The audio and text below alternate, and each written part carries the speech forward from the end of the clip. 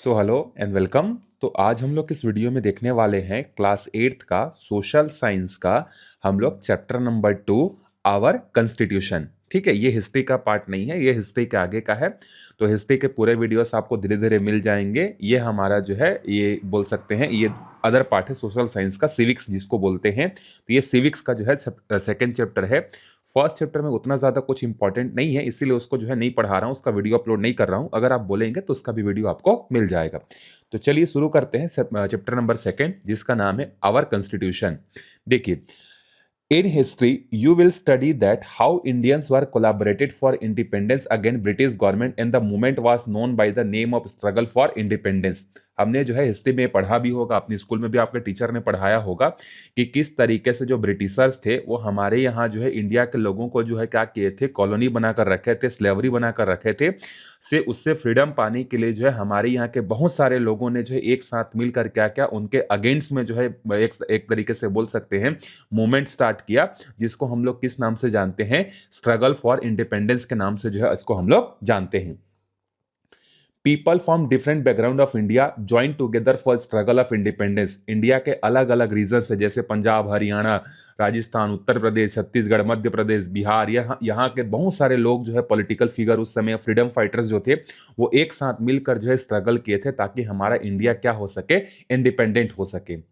They went to prison together and they protected against the Britishers directly. उनको इसी कारण से कई बार उनको जेल जाना पड़ा, जैसे महात्मा गांधी, जवाहरलाल नेहरू, भगत सिंह, सुखदेव, ये लोगों को तो फांसी भी दे दी गई। ठीक है, तो क्यों? क्योंकि ये ब्रिटिशर्स के अगेंस्ट में फाइट कर रहे थे और ये इंडिया को एक इंडिपेंडेंट कंट्री जो है बनाना चाहते थे, जिसके कारण से ब्रिटिशर्स ने उनके साथ जो है बहुत सारे जो है बोल सकते हैं जुल्म जो है किए थे। ठीक है, one of the most important example of this struggle for independence is the incident of Jallianwala Bagh. In this massacre, peace-loving unarmed people were fired at by an English officers. Many people died in the incidents. और इसमें से जब हम लोग हमारे India के independence की बात करते हैं या स्ट्रगल फॉर इंडिपेंडेंस की बात करते हैं, तो उसमें एक बहुत ही इंपॉर्टेंट जो है बोल सकते हैं एक इंसिडेंट आता है 1919 में, 1919 में जो है, जिसको हम लोग क्या बोलते हैं, जलियांवाला बाग इंसिडेंट जो है हम लोग इसको बोलते हैं। इस समय क्या हुआ था, ये पंजाब वाले रीजन में आता है। ठीक है, 1919 में जो है इस समय जो है इंडिया इंडिपेंडेंस के लिए जो है बहुत ज़्यादा जो है क्या कर रहा था, फाइट कर रहा था। तो पंजाब के जो उस समय के जो दो लीडर्स रहते हैं, मैं कहानी थोड़ा सा आपको बता देता हूँ। ठीक है, सत्यपाल मलिक और एक और किचलू करके डॉक्टर किचलू करके दो लोग रहते हैं, जो कि इस रीजन में क्या करते हैं, जलियांवाला वाले रीजन, पंजाब वाले रीजन में जो है उसको लीड कर रहे होते हैं। तो गवर्नमेंट क्या करता है, ये दो लोगों को, सत्यपाल मलिक और सैफुद्दीन किचलू रहते हैं, दो लोग रहते हैं, ये दोनों लोगों को जो है क्या करती है, गिरफ्तार कर लेती है कि ये जो है एंटी नेशनलिज्म वर्क जो है कर रहे हैं करके। वो हमारे लिए काम कर रहे थे, लेकिन ब्रिटिशर्स के पॉइंट ऑफ व्यू से वो एंटी नेशनलिज्म काम था, तो उनको गिरफ्तार कर लेती है। तो जलियांवाला जो है एक बाग है, गार्डन है, जहां पर बहुत सारे लोग जो है क्या होते हैं, बिना हथियार के, बिना किसी आर्म इंस्ट्रूमेंट के जो है क्या करते हैं, यहाँ पर इकट्ठा हुए रहते हैं और इकट्ठा होकर वो ये बातचीत करते रहते हैं कि हम हमारे लीडर सैफुद्दीन किचलू और सत्यपाल मलिक को जो है कैसे छुड़ाएं करके। तो यहाँ पर बहुत सारे बच्चे रहते हैं, छोटे छोटे बच्चे रहते हैं, प्रेग्नेंट महिलाएं रहती हैं, एजेड पीपल भी रहते हैं, बहुत सारे लोग यहाँ पर जो है इकट्ठा हुए रहते हैं। ठीक है, यहीं पर एक इंग्लिश ऑफिसर आता है जिसका नाम रहता है जनरल ओ डायर, और ये क्या करता है, इस गार्डन से बाहर निकलने का सिर्फ और सिर्फ एक छोटा सा दरवाजा रहता है, उस दरवाजे से एंट्री करता है और सब तरफ जो दरवाजे, मतलब उस दरवाजे को बंद कर देता है, जिससे लोग जो है कहीं से भी भाग ना सके। और उन पर जो उनके जो आर्मी रहती है उसको जो है इन लोगों पर जो है फायर करने का जो है ऑर्डर डिक्लेयर कर देता है, जिसके कारण से ये सारे जितने भी अनआर्म्ड पर्सन जो थे, जहां पर छोटे बच्चे थे, बहुत सारी महिलाएं थी, बूढ़े थे, सबको जो है क्या कर दिया जाता है, मार दिया जाता है। अगर आप पंजाब घूमने जाएंगे, जलियांवाला इंसिडेंट में जाएंगे, तो आपको वहां पर आज भी गोलियों के निशान जो दीवालों पर लगे हैं वो आपको देखने को जो है मिलेंगे। Men and women, Hindu, Muslim, Sikh, Christian, all were united in the agitation against Britishers। और इस इंसिडेंट के बाद जो है क्या होता है कि पूरे के पूरे, चाहे हिंदू हो, मुस्लिम हो, सिख हो, क्रिश्चियन हो, कोई भी हो, सबके सब एक साथ इकट्ठा हो जाते हैं, क्योंकि ये एक तरीके का जीनोसाइड था। जीनोसाइड का मतलब ये होता है कि बहुत ज्यादा अमाउंट में निर्दोष लोगों को जो है क्या करना, मारना। तो यहाँ पर जनरल ओडायर ने वही काम किया था। आप ये पुराना फोटो देख सकते हैं, उस समय का है कि किस तरीके से लोग यहाँ पर इकट्ठा थे, और इसमें से बहुत सारे लोगों को जो है इन्होंने बिना किसी रीजन से ये जो है पीसफुली क्या कर रहे थे, मीटिंग कर रहे थे कि अपने लीडर्स को कैसे अलग करेंगे हम लोग, कैसे फ्री करेंगे करके। तो उसी के चलते जो है यहाँ पर जो है गोली चला दी गई और बहुत सारे लोग यहाँ पर क्या होते हैं, मारे जाते हैं।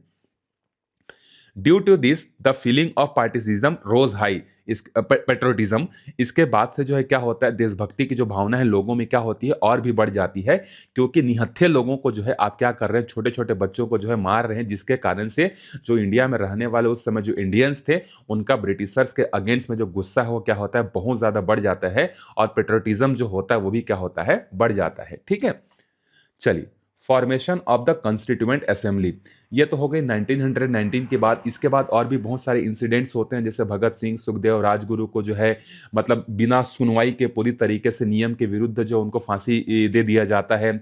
और भी बहुत सारे इंसिडेंट होते हैं, बहुत सारे कांग्रेस की मीटिंग होती है। उसके बाद जो है क्या होता है कि जब ब्रिटिशर्स को लगता है कि हम इंडिया को नहीं संभाल पाएंगे करके, क्योंकि यहाँ के जो फ्रीडम फाइटर्स हैं वो अनकंट्रोलेबल हो रहे हैं करके, तो वो फिर इंडिया को क्या करते हैं, कुछ ऑफर देना शुरू करते हैं। क्योंकि इसी समय जो है क्या होता है, सेकेंड वर्ल्ड वॉर भी जो है शुरू होने वाला रहता है, शुरू हो गया रहता है। ठीक है, देखिए अभी तक दुनिया में 2 वर्ल्ड वॉर हुए हैं। एक हुआ है आपका 1914 से लेके 1919 तक, ये वाला डेट है 5 सालों तक। फिर सेकेंड वर्ल्ड वॉर जो हुआ था 1939 से लेके 1944-45 तक बोल सकते हैं, इस समय तक सेकेंड वर्ल्ड वॉर हुआ था। और सेकेंड वर्ल्ड वॉर में जो है ब्रिटिशर्स जो थे उनको जो है आर्मी की जरूरत थी, तो वो क्या करना चाहते थे, भारत के जितने भी जो आर्मी थी, क्योंकि भारत जो है ब्रिटेन का ही गुलाम था, एक तरीके से उनके ही कंट्रोल में था, उनकी ही कॉलोनी थी। तो भारत के जितने भी सोल्जर्स थे उनको सेकेंड वर्ल्ड वॉर में जो है क्या करना चाहते थे, वो भेजना चाहते थे। लेकिन उस समय भारत के जो लीडर थे, जो फ्रीडम फाइटर थे, उन्होंने क्या कर दिया, इसको मना कर दिया कि जब तक इंडिया को इंडिपेंडेंट कंट्री नहीं बनाया जाता तब तक हमारे यहाँ के जो आर्मी है वो सेकेंड वर्ल्ड वॉर में नहीं जाएंगे करके। तो इसी काम को जो है करने के लिए जो है ब्रिटिश गवर्नमेंट एक चाल चलती है, बोल सकते हैं कि वो लोग बोलते हैं कि ठीक है, हम जो है आपको जो है क्या करेंगे, जैसे ही सेकेंड वर्ल्ड वॉर खत्म होगा हम आपको इंडिपेंडेंट कर देंगे, लेकिन बदले में जो है आप हमें क्या करिए, अपनी सेना को दीजिए, ताकि हम लोग सेकेंड वर्ल्ड वॉर में क्या कर सकें, जा सकें। ठीक है, ये बातचीत होती है। फिर जो इंडिया के उस समय जो बोल सकते हैं मेन लीडर्स होते हैं वो इस बात से एग्री कर देते हैं, और हमारी यहाँ की जो आर्मी है वो सेकेंड वर्ल्ड वॉर में क्या करती है, पार्टिसिपेट करती है, और सेकेंड वर्ल्ड वॉर जो होता है ब्रिटेन क्या होता है, जीत जाता है। तो जैसा कि उसने वॉर से पहले प्रॉमिस क्या रहता है कि जैसे ही वर्ल्ड वॉर खत्म होगा हम जीतेंगे, आपको जो है इंडिपेंडेंट करेंगे करके। तो इंडिपेंडेंट तो ऐसा नहीं कि किसी एक कंट्री को आप रातों रात छोड़ के चले जाओगे, कुछ प्रोसेस होता है, वो कंट्री आगे कैसे बढ़ेगी, कितने लोग यहाँ पर एम्प्लॉय रहेंगे, बहुत सारी चीजें होती हैं। तो उसी चीज के लिए जो है यहाँ पर फिर क्या किया जाता है, ब्रिटिशर्स के द्वारा जो है, बहुत लंबी कहानी, उसको आप डिटेल में 11-12 में पढ़ेंगे, मैं आपको शॉर्ट में समझा रहा हूं।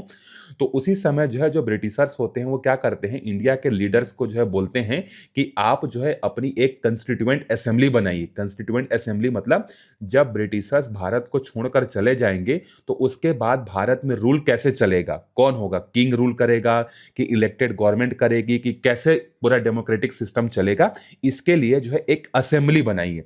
असेंबली का मतलब यह होता है कि बहुत सारे जो पढ़े लिखे लोग हैं, उस समय के जो फ्रीडम फाइटर्स थे, जो लीडर्स थे, वो क्या करेंगे, आपस में एक साथ बैठेंगे, और आपस में एक जगह पर बैठकर वो क्या करेंगे, जब ब्रिटिशर्स भारत को छोड़कर जाएंगे तो उसके बाद नियम कानून कैसे चलेगा, उसके लिए वो नियम कानून बनाएंगे, और उस असेंबली को क्या कहा जाता है, कंस्टिट्यूएंट असेंबली जो है कहा जाता है। ठीक है, we have learned that during the British rule, different people of different religion, language and province include males and female took part in the fight against Britishers। हमने पढ़ा भी है, बहुत सारी कहानी भी सुनी है कि बहुत सारे लोग जो है वो अलग अलग रिलीजियन के हो, अलग अलग लैंग्वेज को बोलने वाले लोग हों, अलग अलग राज्यों में रहने वाले लोग हो, whether it is a male और फीमेल, सब लोगों ने जो है ब्रिटिशर्स के अगेंस्ट में क्या किया था, फाइट किया था। जैसे भगत सिंह, सरदार पटेल तो बाद में आए थे, उससे पहले भगत सिंह, सुखदेव, राजगुरु, और बोल सकते हैं लोकमान्य तिलक, लाल बहादुर शास्त्री बोलता हूँ, लाला लाजपत राय, रानी लक्ष्मीबाई, ये बहुत सारे तात्या तोपे, ठीक है। और भी बहुत सारे मुस्लिम लीडर्स भी थे उस समय, लखनऊ के बेगम हजरत महल, इस तरीके से बहुत सारे लोगों ने जो है ब्रिटिशर्स के अगेंस्ट में जो है फाइट किया था। They wanted India to be free country, वो सब यही चाहते थे कि हमारा जो इंडिया है ब्रिटिशर्स के कंट्रोल से बाहर चले जाए और हम एक फ्री कंट्री हो जाएं। People were also concerned about how government would be established after the Britishers left the country। अब जैसा कि सेकेंड वर्ल्ड वॉर जीत गए ब्रिटिशर्स, तो वो अपना प्रॉमिस को निभाते हैं और बोलते हैं कि हम यहाँ से छोड़ के चले जाएंगे, ब्रिटिशर्स जो बोलते हैं आपको इंडिपेंडेंट कर देंगे करके। लेकिन उस समय फिर वहाँ हमारे यहाँ के जो लीडर्स थे, हमारे यहाँ के जो लोग थे, वो भी सोच रहे थे कि इनके जाने के बाद हमारा इंडिया में जो है गवर्न कैसे होगा, गवर्नमेंट कैसे चलेगी करके, ठीक है। शुड वी अडॉप्ट ऑटोक्रेसी और should we choose candidate from the masses to form a government. लोग ये सोच रहे थे कि क्या हमको राजतंत्र, ऑटोक्रेसी मतलब एक राजा बनेगा, फिर उसका बेटा बनेगा, फिर उसका बेटा बनेगा, फिर उसका बेटा बनेगा, क्या इस तरीके के सिस्टम जैसा कि मुगल सिस्टम में चले आ रहा था, क्या हम लोगों को उस ऑटोक्रेसी को एक्सेप्ट कर लेना चाहिए, या फिर हम लोगों को कुछ कैंडिडेट जो है सेलेक्ट करके भेजने चाहिए जो कि आगे चलकर गवर्नमेंट का जो है फॉर्मेशन करेंगे। ये लोगों के बीच में उस समय जो है बातचीत हो रही थी। One more question arose, who should have more power और अथॉरिटी, प्राइम मिनिस्टर और प्रेसिडेंट। और यह भी बात हो रही थी कि अगर हम लोग ऑटोक्रेसी को नहीं एक्सेप्ट करते बल्कि डेमोक्रेसी को एक्सेप्ट करते हैं, लोग अपने वोटिंग के थ्रू जो है क्या करेंगे, लोगों को इलेक्ट करके क्या करेंगे, भेजेंगे, फिर वो अपना गवर्नमेंट का फॉर्मेशन करेंगे, क्योंकि वोटिंग ब्रिटिशर्स के टाइम में भी जो है हो रही थी। तो उसी सिस्टम को वो एक्सेप्ट करते हैं जिसको हम लोग डेमोक्रेसी बोलते हैं। तो डेमोक्रेसी तो अपनाएंगे, ये बात पता चल गया कि हम लोग जो है क्या करेंगे, एक पर्टिकुलर रीजन से वोटिंग के थ्रू जो है क्या करेंगे, किसी पर्सन को सेलेक्ट करेंगे, सेलेक्ट करने के बाद वो ऊपर जाएगा और वो गवर्नमेंट का फॉर्मेशन करेगा और बाकी सब चीज को मेंटेन करेगा।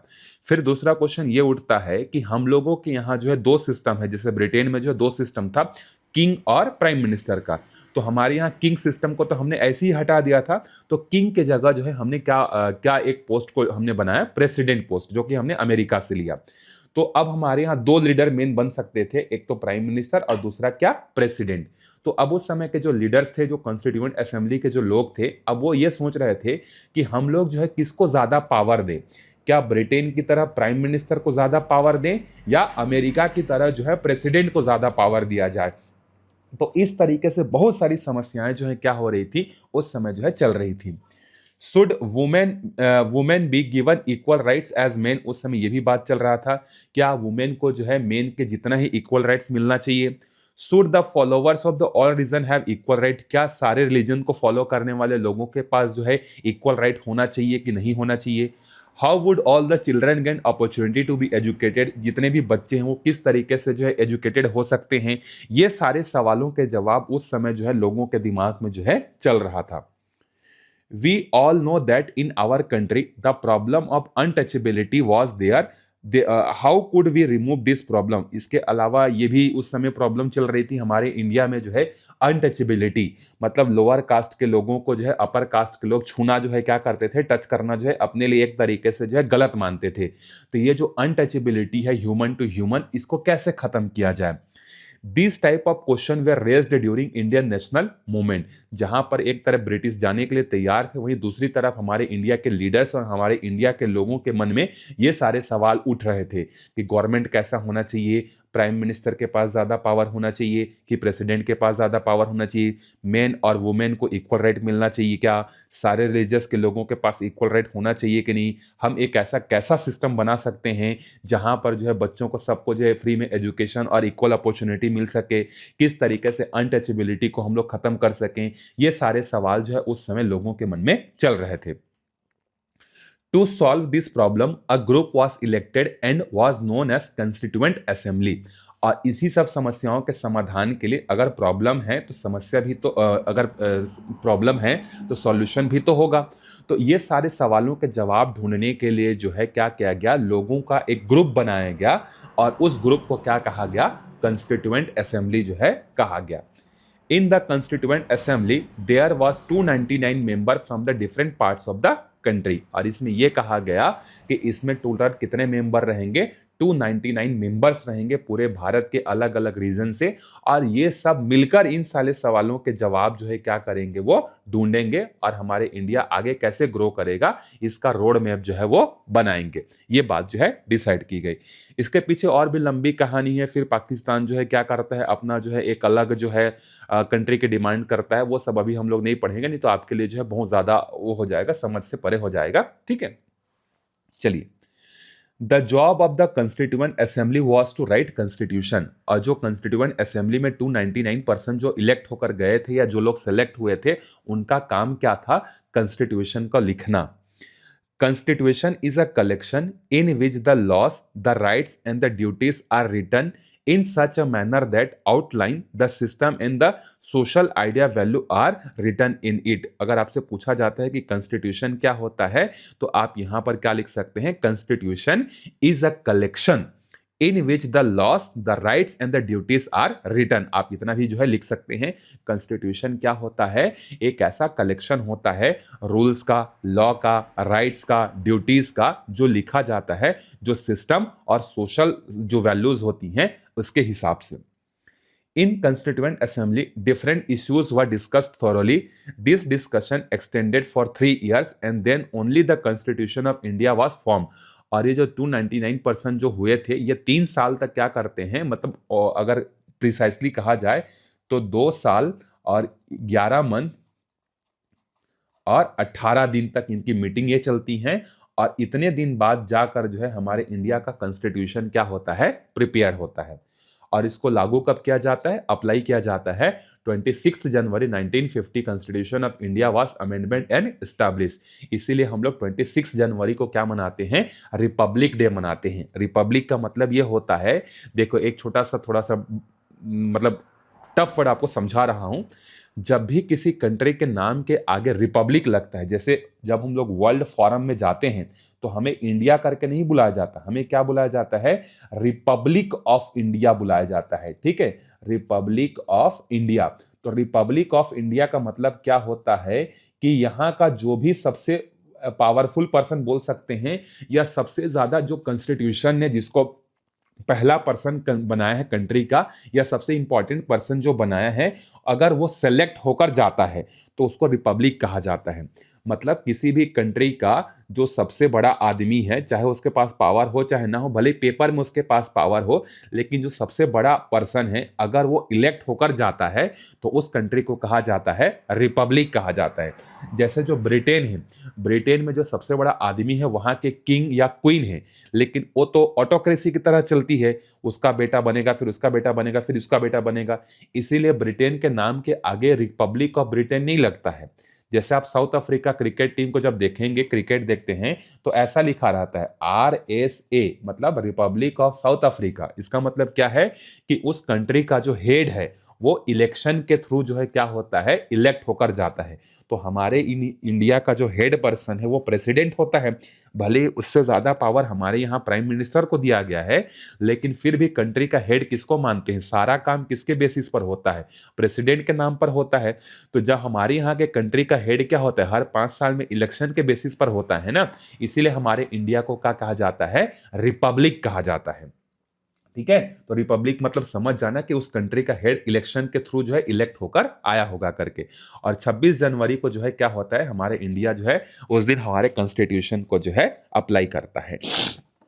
ठीक, चलिए अब एक छोटा सा कहानी देख लेते हैं कि हमारा जो कॉन्स्टिट्यूशन है ना, ये 26 नवंबर और 26 नवंबर 1949 को ही बनकर तैयार हो गया था, लेकिन 2 महीने बाद इसको लागू क्यों किया गया, उसके पीछे का एक कहानी है, देखिए। ठीक है, हमारा कॉन्स्टिट्यूशन फुल्ली प्रिपेयर हो गया था 26 नवंबर 1949 को, और कुछ कुछ पार्ट्स जो है इसके लागू भी हो गए थे, लेकिन पूरी तरीके से हमारा कॉन्स्टिट्यूशन जो है कब एस्टैब्लिश हुआ, अगर ये पूछा जाएगा तो 26 जनवरी 1950 को।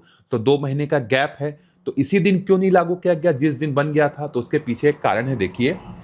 During the struggle of independence at Lahore conference और Indian National Congress on 26 January 1929 passed a resolution for total independence. जब हमारा इंडिया जो है फाइट करता रहता है ब्रिटिशर्स के अगेंस्ट में, तो कांग्रेस जो इंडियन नेशनल कांग्रेस है उसका लाहौर में एक मीटिंग होता है। कब होता है? 26 जनवरी 1929 को इस दिन मीटिंग होता है और इस समय कांग्रेस के जितने भी उस समय के लोग थे वो कसम खाते हैं कि हम लोग हमारे इंडिया को क्या करेंगे, टोटल इंडिपेंडेंस दिलाकर जो है रहेंगे। To make this day an important day, on 26 January 1950, the Constitution was formed to bring total independence और पूर्ण स्वराज। इसीलिए ये 26 जनवरी 1929 को रिमेंबर्ड करने के लिए हमारा कॉन्स्टिट्यूशन 2 महीने पहले बन गया था, लेकिन उसके बाद भी हम लोग 26 जनवरी 1950 को इसको क्या करते हैं, एस्टैब्लिश करते हैं, ताकि इस दिन को हम लोग क्या कर सकें, रिमेंबर कर सकें। In the Constitution, it has been said that before the adhering of Constitution within 10 years, children at the age of 14 years should be given compulsory free education. Discuss it with the teacher why this effort has not been successful yet.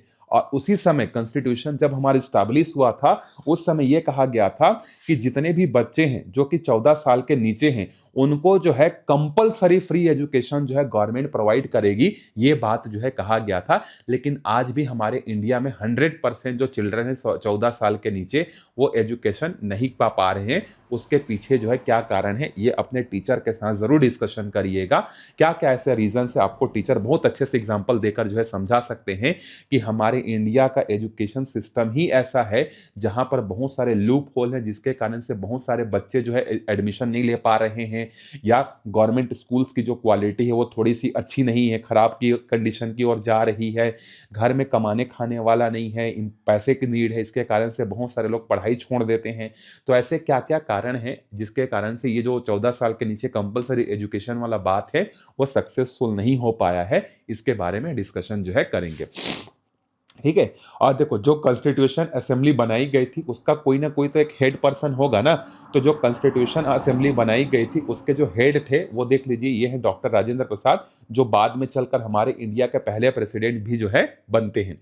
और जो chairman है इस पूरे constitution assembly में, जो constitution को लिखने का जो काम किया था, पूरी तरीके से फ्रेमिंग करने का, वो है डॉक्टर भीमराव अंबेडकर।